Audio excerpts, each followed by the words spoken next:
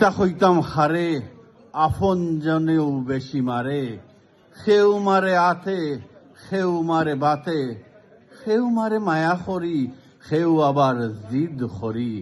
নাদান দুস্তে মারে হল্লাত বাড়ি, বাজারি মায়ের যে যেমনে পারে, কিতাও হইতাম হারে। সিলেটি প্রবাসীর সম্পদ হইছে এক মহা বিপদ।